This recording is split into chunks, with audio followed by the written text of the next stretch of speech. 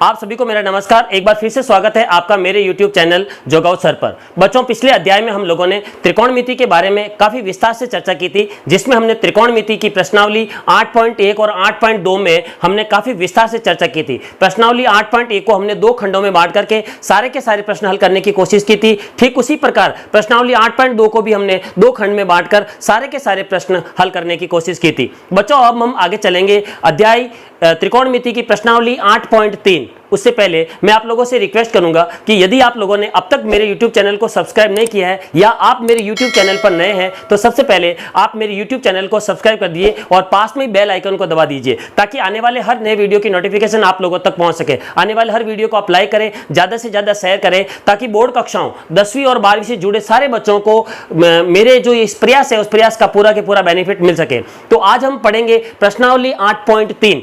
प्रश्नावली 8.3 पढ़ने से पहले बच्चों हम लोग त्रिकोणमिति की कुछ महत्वपूर्ण सर समीकरणों के बारे में विस्तार से जान लेंगे, क्योंकि उन त्रिकोणमिति सर समीकरणों को जाने बगैर हम प्रश्नावली 8.3 है उसके प्रश्न हल कर पाना हमारे लिए मुश्किल होगा। तो सबसे पहले हम प्रश्नावली 8.3 जो है उससे पहले जो महत्वपूर्ण त्रिकोणमिति सर समीकरण हैं उन सर समीकरणों के बारे में विस्तार से चर्चा करेंगे। तो चलिए 8.3 प्रश्नावली से पहले आने वाली सारी की सारी त्रिकोणमितीय सर समीकरणों की विस्तार से चर्चा। हाँ तो बच्चों, चर्चा करते हैं हम प्रश्नावली 8.3 से आने वाली महत्वपूर्ण त्रिकोणमितीय सर्व समीकरणों की। बच्चों, पिछले अध्याय में हम लोगों ने sin theta, cos theta, tan theta, cot theta, sec theta और कोसेक थीटा इन त्रिकोणमितीय अनुपातों के बारे में पढ़ा था, परंतु इन त्रिकोणमितीय अनुपातों के बीच में जो संबंध होता है वही त्रिकोणमितीय सर्व समीकरण कहलाती है। तो इनके बीच में क्या संबंध है उसके बारे में आज हम विस्तार से चर्चा करेंगे। तो चलिए बच्चों, हम शुरुआत करते हैं प्रश्नावली 8.3 से पहले आने वाली महत्वपूर्ण त्रिकोणमितीय सर्व समीकरण। हम लोगों ने इससे पहले पढ़ा था कि हमारे पास जो त्रिकोणमितीय अनुपात है वो 6 होते हैं। साइन थीटा,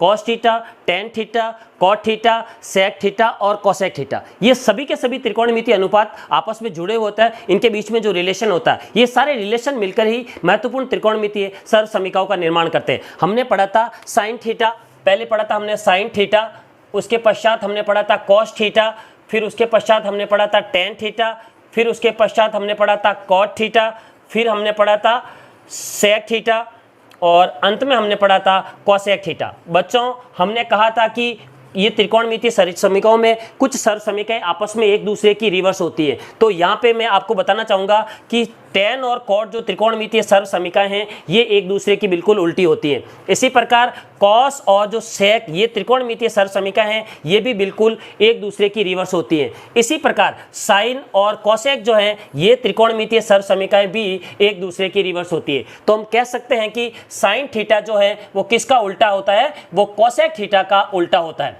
इसलिए हम कह सकते हैं कि साइन थीटा और कॉस थीटा जब कभी भी आपस में एक दूसरे के साथ आएंगे तो साइन थीटा और कोसेक थीटा, चूंकि ये दोनों एक दूसरे के रिवर्स हैं, इसलिए साइन और कोसेक जब कभी भी एक दूसरे के पास आएंगे तो हम इसको ऐसे लिख सकते हैं कि sine theta into cosec theta को हम 1 साइन थीटा लिख सकते हैं। तो साइन से साइन कैंसिल हो जाएगा तो ये बच जाएगा 1। तो हम कह सकते हैं कि sine theta into cosec theta बराबर होता है 1। तो ये अपने पास एक महत्वपूर्ण और सर समीकरण बन गई कि साइन थीटा है वो कोसेक थीटा का रिवर्स है या कोसेक थीटा जो है वो साइन थीटा का रिवर्स है। इसलिए साइन थीटा और कोसेक थीटा जब कभी भी एक दूसरे के साथ गुणनफल के रूप में होंगे तो उसका मान 1 होगा। आगे चलते हैं बच्चों कॉस थीटा के रूप में। तो कॉस थीटा है वो सेक थीटा का उल्टा है।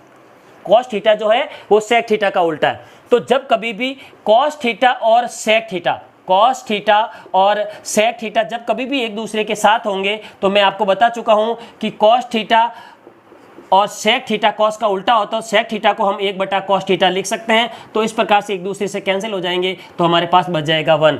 तो ये एक दूसरी महत्वपूर्ण सर समीकरण हो गई कि जब कभी भी कॉस थीटा और सेक थीटा एक दूसरे के साथ होंगे तो उसका मान 1 हो जाएगा। इसी प्रकार बच्चों टेन थीटा होता है वह किसका रिवर्स होता है, कॉट थीटा का रिवर्स होता है। तो जब कभी भी टेन थीटा और कॉट थीटा, टेन थीटा और कॉट थीटा एक दूसरे के साथ गुणनफल के रूप में होंगे तो हम कह सकते हैं कि टेन थीटा और कॉट थीटा को हम ऐसे लिख सकते हैं 1/tan थीटा। तो ये आपस में एक दूसरे से कैंसिल हो जाएंगे। तो tan theta into cot theta भी जब कभी भी आपस में एक दूसरे के साथ आएंगे तो उनका गुणनफल 1 हो जाएगा। वापस वो इन त्रिकोणमितीय सरसमीकाओं का रिवर्स है कि कॉट थीटा है वो tan थीटा का उल्टा है, बिल्कुल वही चलेगा। इसलिए जब कभी भी कह सकते हैं कि tan थीटा और कॉट थीटा प्रोडक्ट के रूप में, गुणनफल के रूप में एक दूसरे के साथ होंगे तो उनका मान 1 हो जाएगा। इसी प्रकार sec थीटा को मैंने कहा था कि sec थीटा cos का उल्टा है, तो इसको हम 1/cos लिख सकते हैं। तो हम ये कह सकते हैं कि sec थीटा और cos थीटा जब कभी भी एक दूसरे के साथ गुणनफल के रूप में होंगे तो उसका मान 1 हो जाएगा। अब हम आगे चलते हैं cosec theta. Cosec theta sine का उल्टा है और साइन कोसेक का उल्टा है। देख लीजिए, इधर हमने साइन की जगह 1/कोसेक लिखा, तो यहाँ पर कोसेक की जगह 1/साइन लिखा। कई जगह हम जब त्रिकोणमितीय प्रश्नों को हल करेंगे तो जहाँ आवश्यकता पड़ेगी तो हम कोसेक की जगह 1/साइन लिखेंगे या साइन की जगह 1/कोसेक लिखेंगे। तो हम कह सकते हैं कि साइन और कोसेक एक दूसरे के रिवर्स होते हैं, इसलिए कोसेक थीटा और साइन थीटा जब कभी भी एक दूसरे के साथ गुणनफल के रूप में होंगे तो इनका जो प्रोडक्ट है, इनका जो गुणनफल है, उसका मान हो जाएगा 1। चलिए अब अगली महत्वपूर्ण सरसमीका लेते हैं। हाँ तो बच्चों, अब हम चलते हैं अगली महत्वपूर्ण त्रिकोणमितीय सरसमीका की तरफ। तो अगली महत्वपूर्ण त्रिकोणमितीय सरसमीका है कि tan थीटा जो है वो दो त्रिकोणमितीय अनुपातों का अनुपात है और वो दो त्रिकोणमितीय अनुपात हैं sin थीटा और cos थीटा। जी हाँ, tan theta is equal to होता है sin theta upon cos theta, क्योंकि जब हमने त्रिकोणमितीय अनुपातों की सारणी बनाई थी तो हमने tan थीटा का मान साइन में cos का भाग लगा के निकाला था। अब हमें पता है कि cot थीटा जो है वो tan का उल्टा होता है, तो cot थीटा जो है वो cos theta upon sine theta का अनुपात हो जाएगा। तो अब हमें जब कभी भी त्रिकोणमितीय सिद्ध करने वाले जो प्रश्न हम सरल करेंगे उस समय यदि हमें आवश्यकता पड़ेगी तो हम साइन अपॉन कॉस की जगह tan लिखेंगे या tan की जगह साइन अपॉन कॉस का इस्तेमाल करेंगे। चलिए हम आगे चलते हैं। ये हो गई दूसरी महत्वपूर्ण दो सरसमीकाएं। आगे चलते हैं, अब हम तीन महत्वपूर्ण उन त्रिकोणमितीय सरसमीकाओं के बारे में चर्चा करेंगे जिनका त्रिकोणमितीय सिद्ध करने वाले जो प्रश्न आएंगे उनको हल करने में बहुत ही महत्वपूर्ण योगदान होता है। उसमें नंबर 1 पे ध्यान दीजिएगा, नंबर 1 पे होती है sine square theta plus cos square theta बराबर 1। ये एक बहुत ही महत्वपूर्ण त्रिकोणमितीय सरसमीका है कि sine square theta plus cos square theta का मान क्या होता है, 1 होता है।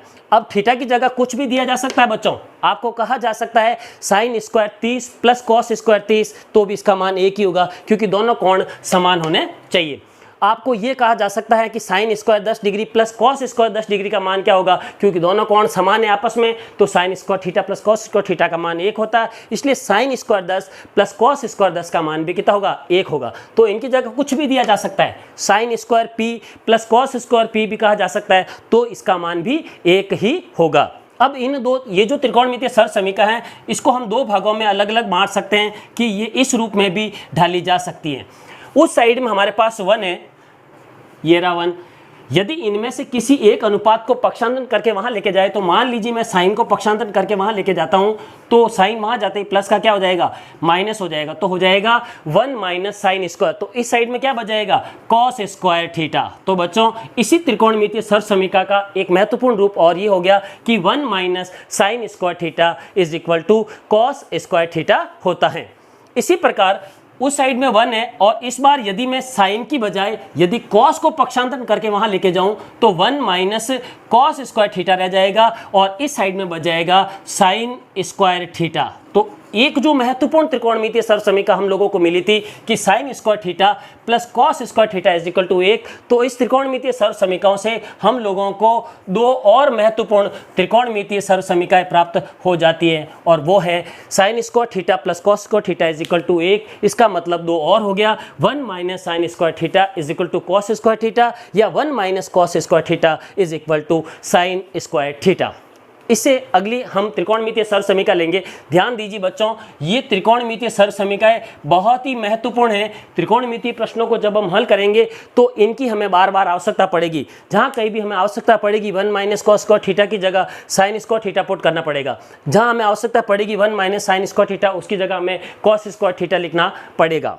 अगली है महत्वपूर्ण सरसमीका 1 plus tan square theta is equal to होता है सेक स्क्वायर थीटा। जी हाँ, 1 प्लस टेन स्क्वायर थीटा बराबर होता है सेक स्क्वायर थीटा। ये भी एक महत्वपूर्ण त्रिकोणमितीय सर्व समीकरण है। जिस प्रकार से इस त्रिकोणमितीय सर्व समीकरण से हमें दो भाग मिले थे, इसी प्रकार इससे भी हमें दो अलग अलग भाग और मिल जाते हैं। कैसे?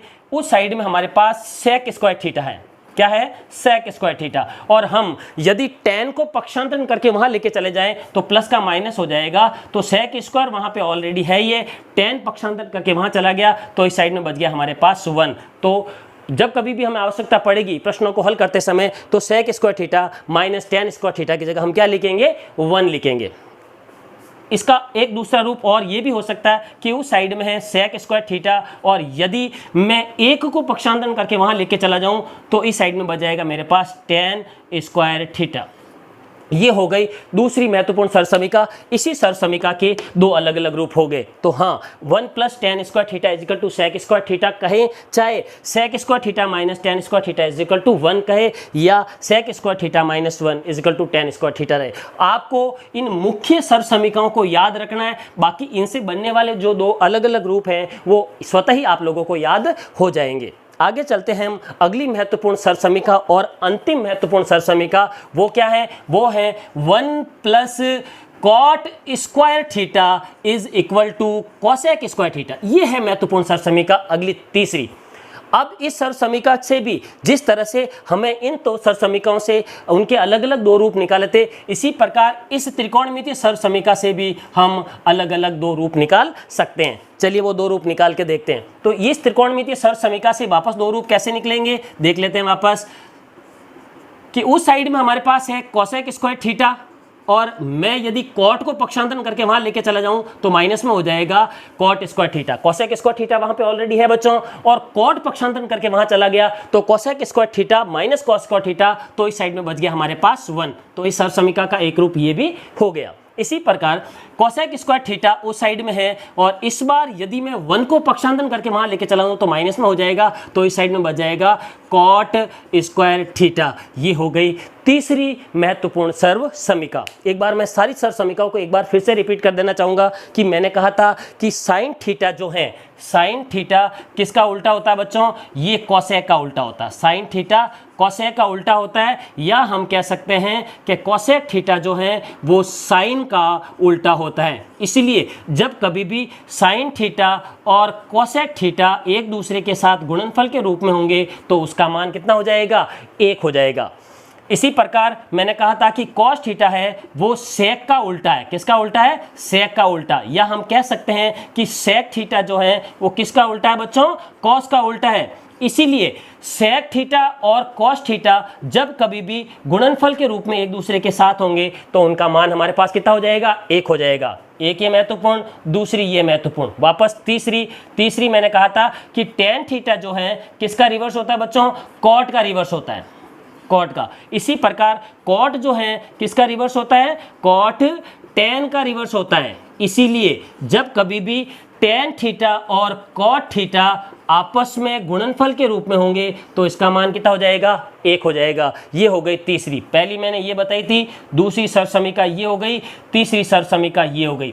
चौथी सरसमीका मैंने कहा था कि टेन थीटा जो है वो साइन और कॉस का अनुपात है। इसलिए टेन थीटा की जगह हम क्या लिख सकते हैं? साइन थीटा बटे कॉस थीटा लिख सकते हैं, sin theta upon cos theta लिख सकते हैं। अगला है कॉट थीटा। चूंकि हमें पता है कि कॉट थीटा टेन का उल्टा है, तो यदि tan theta sine upon cos है तो कॉट टेन का उल्टा होने की वजह से ये कॉस बटे साइन हो जाएगा। ये हो गई हमारी पांचवी महत्वपूर्ण सरसमीका। अगली छठी महत्वपूर्ण सरसमीका हमने कहा था कि sine square theta plus cos square theta का मान 1 होता है। तो इसके फिर हमें दो रूप प्राप्त हो गए कि 1 minus sine square theta is equal to cos square theta, या 1 minus cos square theta is equal to sine square theta. अगली सातवीं महत्वपूर्ण सरसमीका है बच्चों 1 plus tan square theta is equal to sec square theta. इसके फिर दो रूप हो गए थे हमारे पास, sec square theta minus tan square theta is equal to 1 कहो, या सेक स्क्वायर थीटा और 1 उधर जाने से sec square theta minus 1 is equal to tan square theta. ये हो गई सातवीं। और अंतिम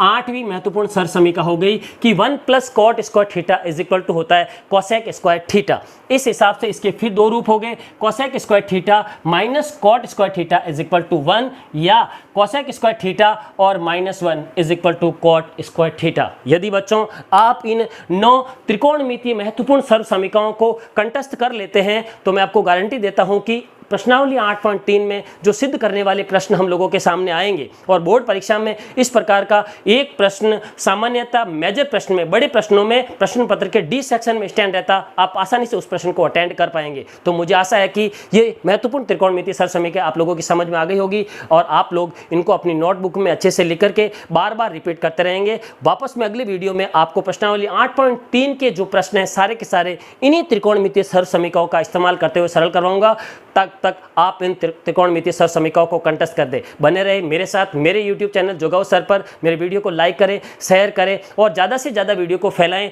ताकि आपके साथ साथ दूसरों का भी फायदा हो सके। बने रहने के लिए बहुत बहुत धन्यवाद।